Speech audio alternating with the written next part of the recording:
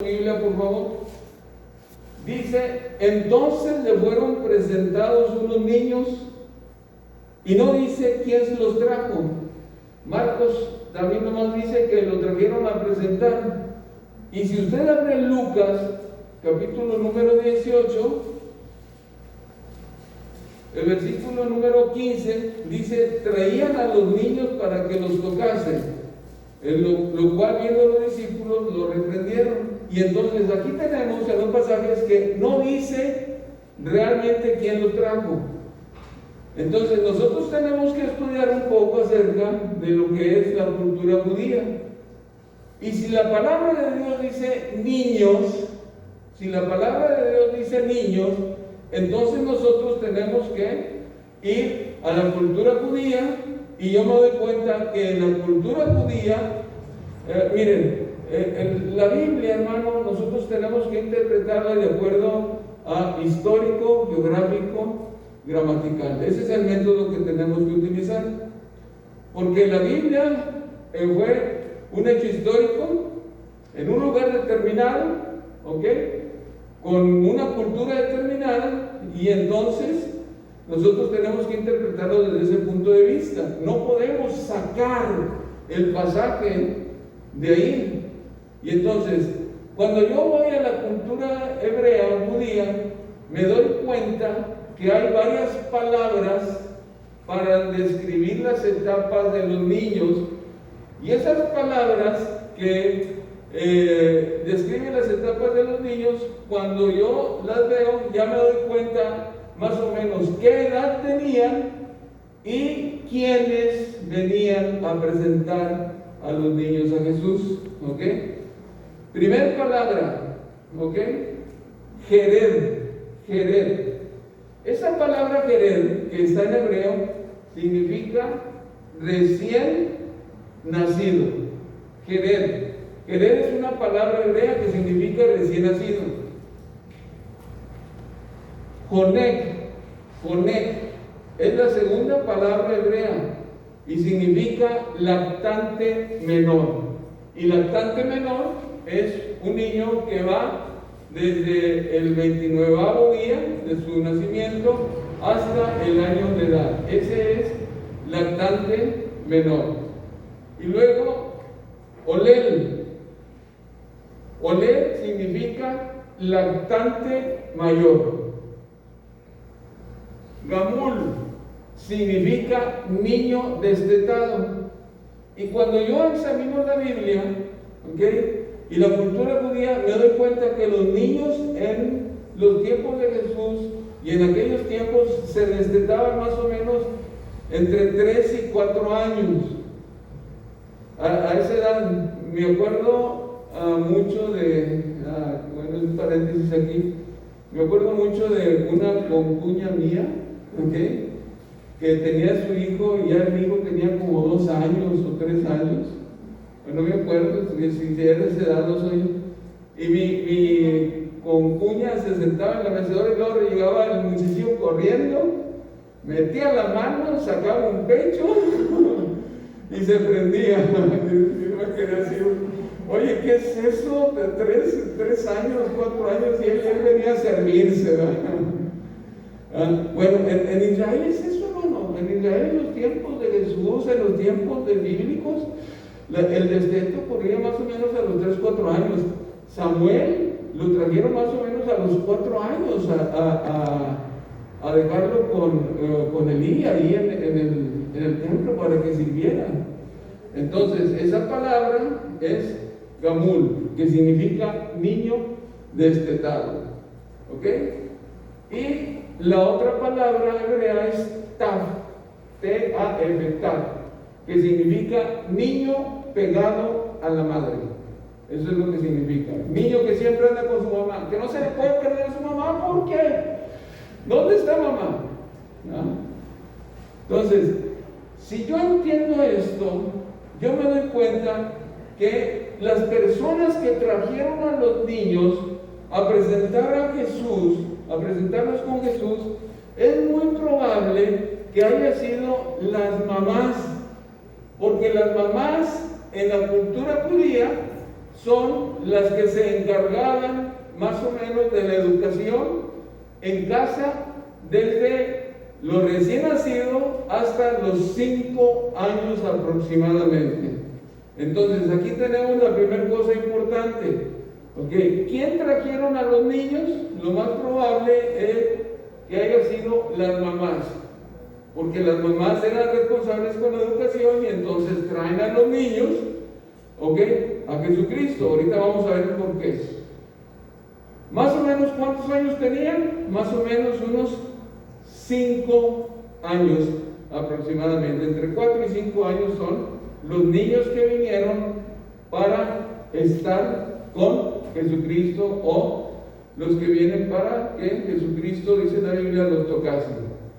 Ahora, ¿por qué los traen? ¿Qué buscan? ¿Qué buscan?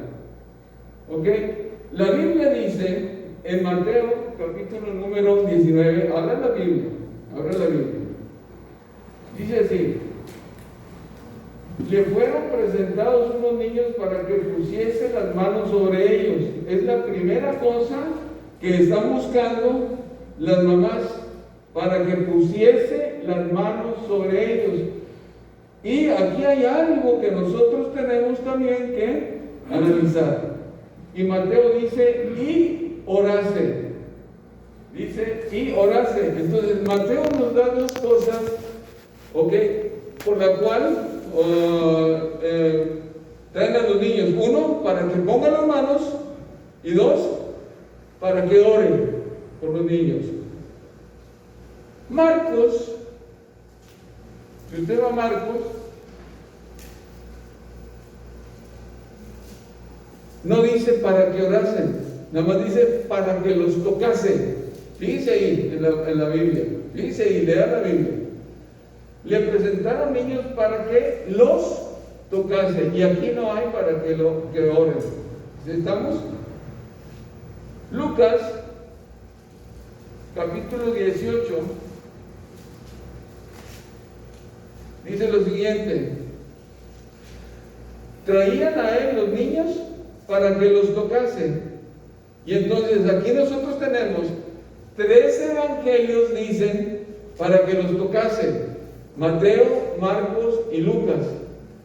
Y Mateo es el único que dice para que oren por ellos. Y entonces, si aparece 3 veces el hecho de que los tocase, ¿qué quiere decir o qué significa el hecho de que toquen a los niños? Y entonces ahí está el porqué, hermano. 3 evangelios dicen para que los tocase. ¿Qué tiene que ver que los toquen? A mí me pueden traer niños y yo los toco. Es eso, para eso los trajo la gente, para que simple y sencillamente Jesucristo fuera tocándolos, y déjeme decirle, no. El hecho de tocar en el pueblo judío implica que cuando alguien va a tocar a alguien o va a poner las manos sobre alguien, implica un hecho muy grande que se llama bendición. Por eso nosotros vamos a encontrar en los evangelios que dice que los bendecía. ¿Sí? ¿Sí está leyendo o ya se fue? ¿Sí? ¿Sí van conmigo? Okay. Entonces, el hecho de tocar es para que los bendiga. Ahora, esta es una costumbre que se tiene en el pueblo judío. Por eso Pablo le dice a Timoteo: no impongas las manos con ligereza. No impongas las manos con ligereza. No, ten mucho cuidado a quien le impone las manos. Y entonces, es algo muy especial. Y déjenme decirles por qué. Porque la bendición que una persona da a otra persona cuando la toca, y particularmente a los niños, eso implica que de alguna manera que de alguna manera lo que yo estoy pronunciando sobre la persona a la cual he puesto mis manos se va a cumplir.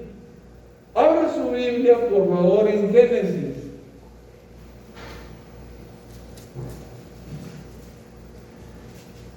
Génesis capítulo número 49.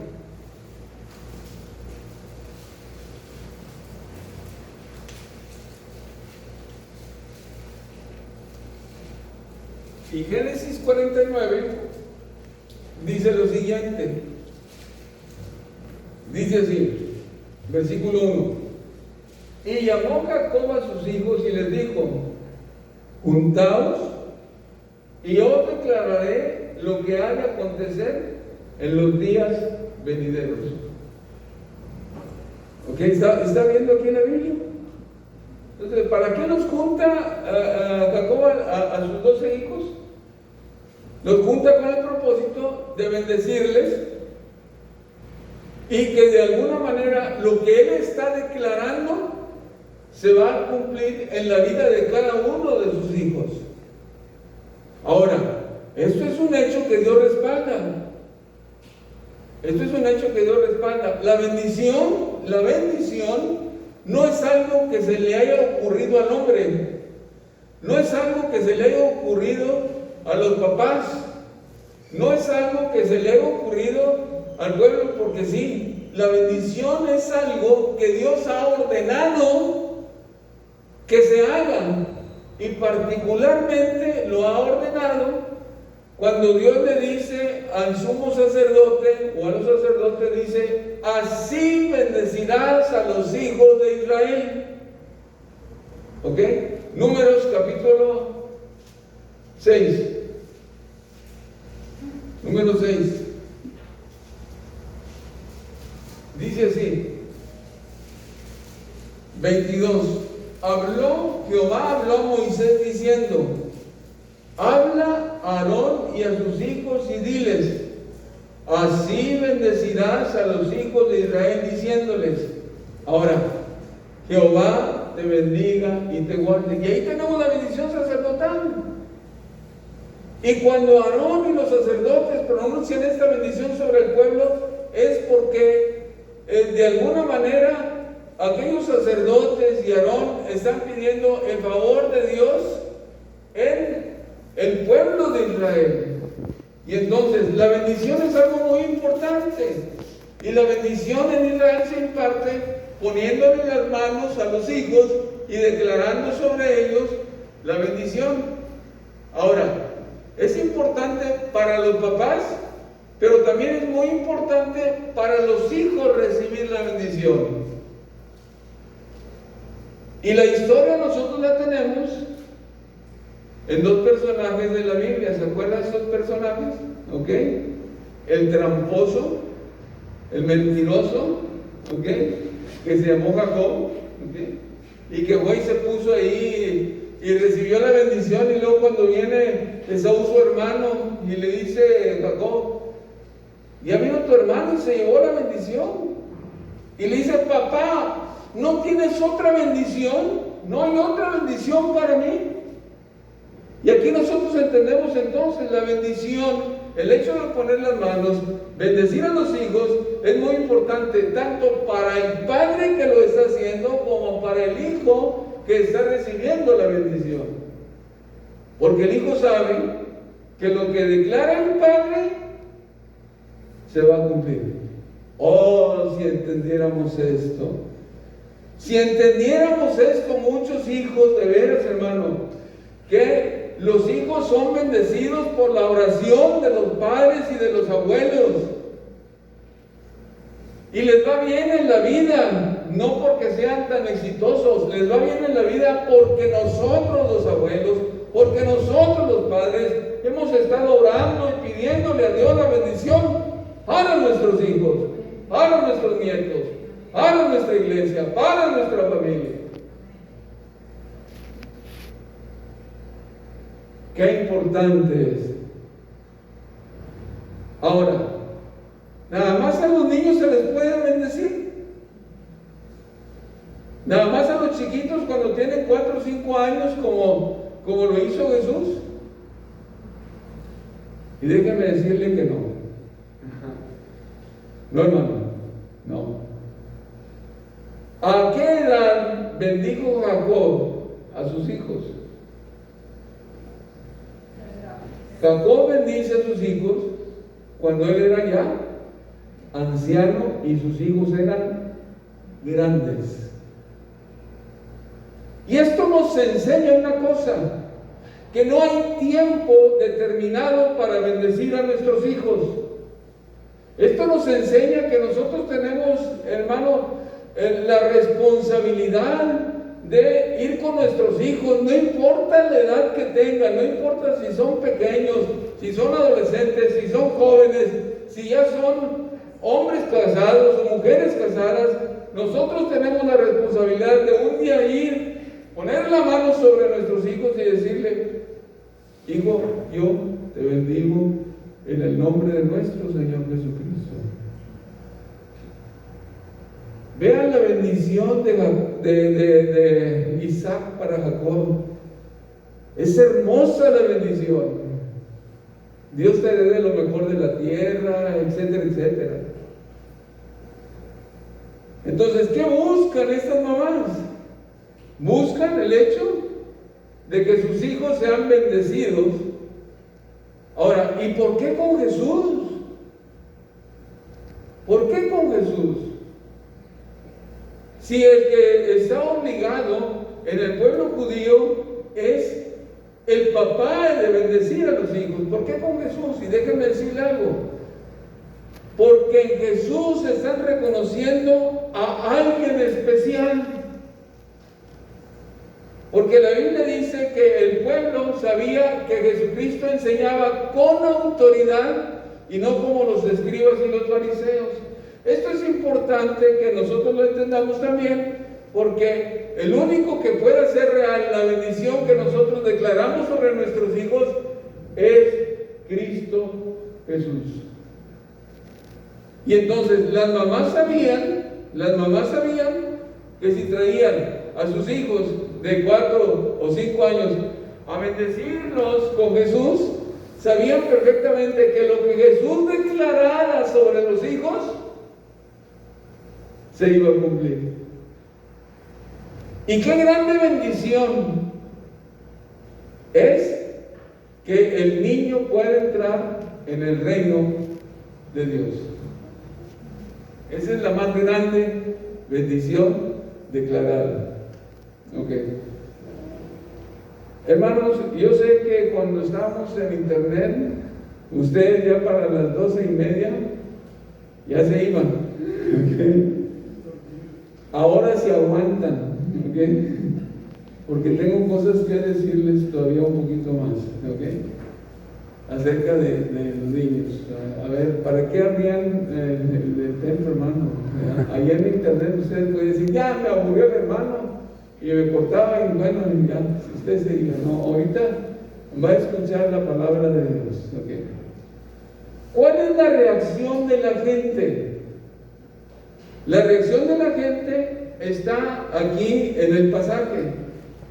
Y si usted se fija, ¿okay?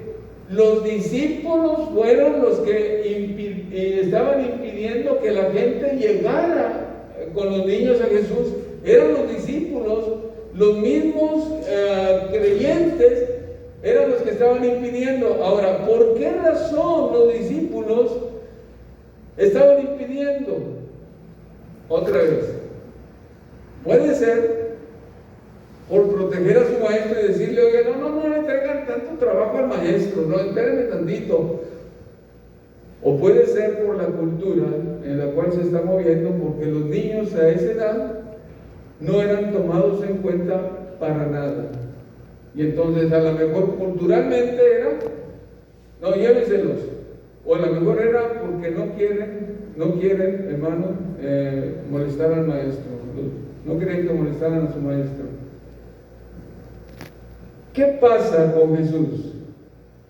Si usted lee los 3 evangelios, nada más Marcos dice: se indignó. Nada más Marcos dice se indignó.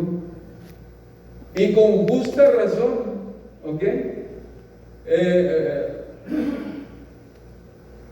Déjame ir un poquito más rápido. Se indignó con justa razón porque Jesucristo sabe que si un niño recibe, ¿ok?, la salvación, ha ganado toda una vida para él. Se lo voy a ilustrar. Había un hermano predicador que fue a predicar a otra, lo invitaron a una iglesia y fue a predicar. Y entonces el hermano le echó todas las ganas del mundo a la predicación. Era una predicación evangelística. Y cuando hizo la invitación a aceptar a Jesucristo, nada más 2 gentes pasaron a recibir a Cristo Jesús en su vida. Y esas 2 gentes eran un niño y un adulto.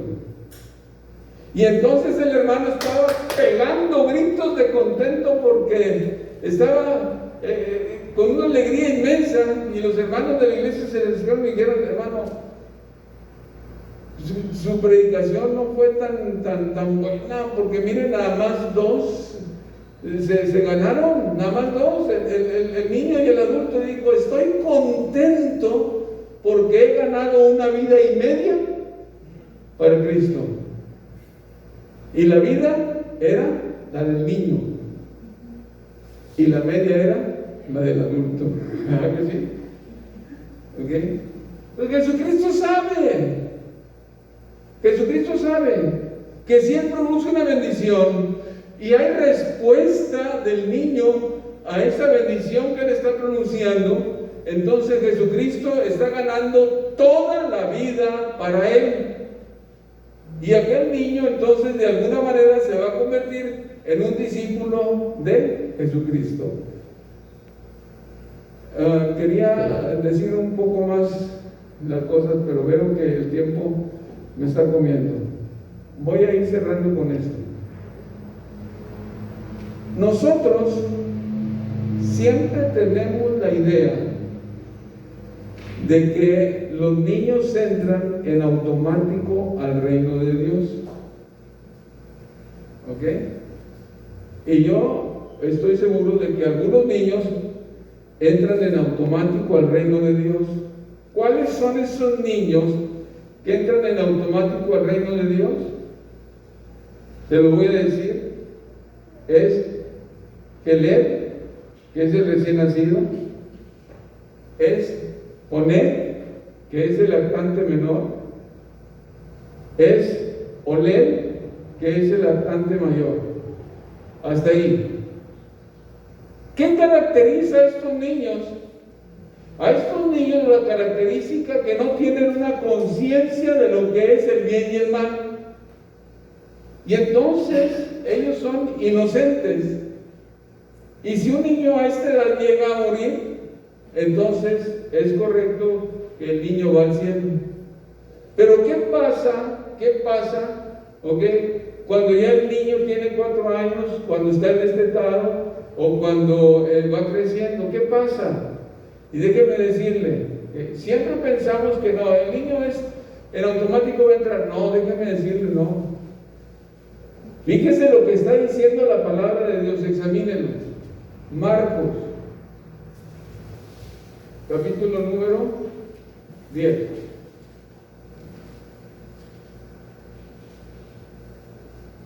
Dejad a los niños venir a mí y no se los impidáis, porque de los tales es el reino de Dios. De cierto digo que el que no reciba el reino de Dios como un niño no entrará en él. ¿Qué está diciendo Jesucristo con esta expresión? Con esta expresión Jesucristo está diciendo que los niños que ya tienen un discernimiento de lo que es el bien y el mal, tienen que aceptar a Jesucristo como su Salvador. ¿Y cómo lo hace el niño? Lo hace con sencillez, con una fe nítida y con una entrega al 100. Así lo hace el niño. Entonces Jesucristo está diciendo, estos niños están aceptando el reino de Dios así, de esta manera.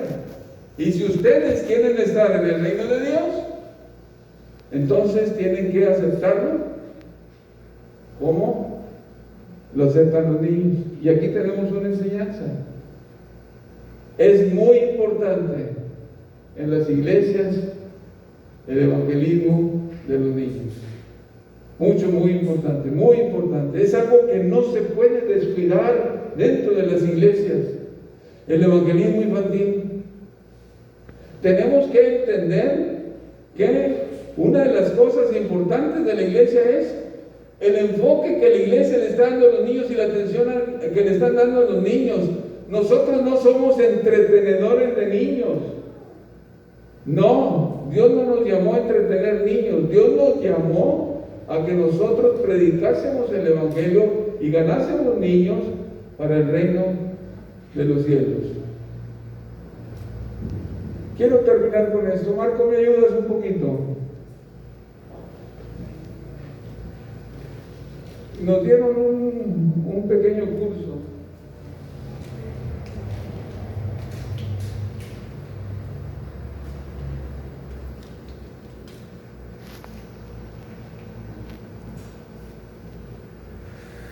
Y con esto termino.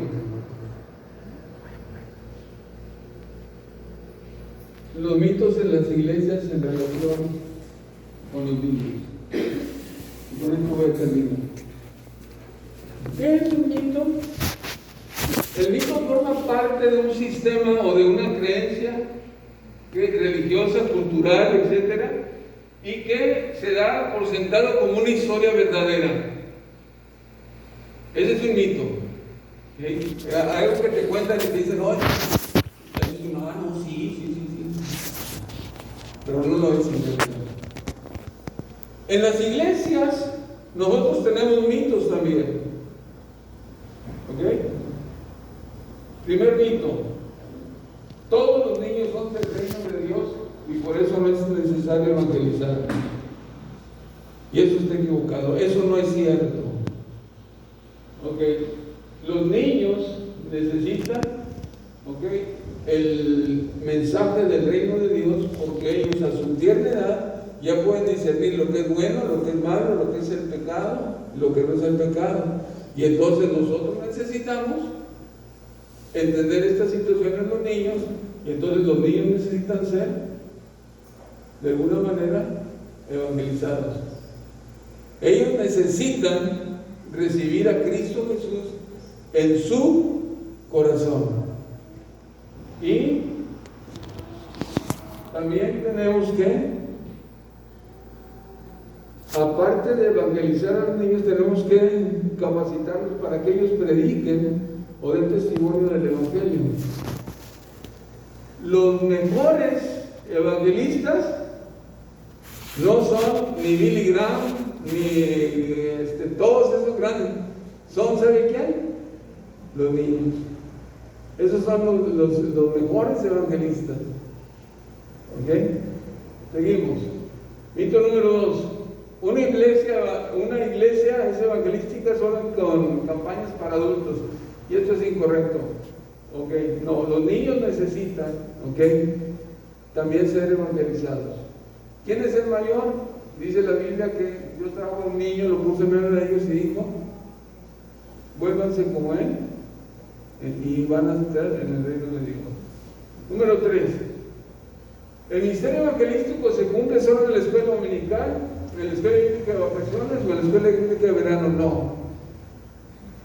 En todo momento nosotros podemos, ¿ok?, darle la importancia que el niño necesita y evangelizarlo. En todo momento, en cualquier situación. No necesitamos esperar una escuela bíblica o en la escuela dominical. No, nosotros podemos hacerlo en cualquier situación que el niño se encuentre. Voy muy rápido. Ok, porcentaje de receptividad del evangelio. Los niños en un 100% reciben a Cristo cuando se les predica, y el adulto en un 10%. Ustedes díganme aquí, ¿a quién sería mejor evangelizar? Ok, mito número 4, los niños tienen que estar sentaditos y sin moverse. Y lo reto que usted tenga toda una clase de niños sentaditos y sin moverse. No se puede, hermano. No se puede. No. La historia, del Evangelio tiene que llegar a los niños en todas sus actividades, porque un ambiente así de que no te muevas, siéntate, no te levantes, no ves a ningún lado, eso no ayuda para nada. Dios los hizo a los niños inquietos, y entre toda su inquietud y todo su movimiento nos da la oportunidad a nosotros de precisamente de evangelizar. Mito número 5, termino con esto. Los niños son felices y no tienen problemas. Esto es una grande mentira, es un grande mito. Los niños, a su nivel, a su edad, también tienen problemas, igual que nosotros, de acuerdo a su capacidad. Terminamos con esto. El hecho de que Cristo murió en la cruz no salva a nadie. Se necesita aceptar a Jesucristo, y confesarlo para que lleguen a ser salvos, nuestros niños. Y termino con esto. Esto es lo que nosotros estamos haciendo con los niños de hoy. Los estamos asesinando, hermano. Porque no les ponemos atención, porque no somos capaces de dedicar un tiempo como Jesucristo lo hizo, porque ni siquiera nosotros hemos sido capaces de pronunciar una bendición sobre nuestros hijos, que es importante, y no somos capaces tampoco, hermano, de que nuestra iglesia tenga un espacio especial para los niños. Déjeme decirle, el mejor departamento de la iglesia tiene que ser el departamento de los niños, no de los adultos. Cuando el niño llega a la iglesia y vea su salón y vea lo que hay en su salón, el niño debe tener ganas de volver otra vez al templo. Entonces, hermano, por favor, dediquemos mucho espacio, y tiempo y esfuerzo para nuestros niños, porque en el ministerio de Jesucristo ellos fueron muy importantes. Hermano, gracias, que Dios les bendiga. Me faltó un punto.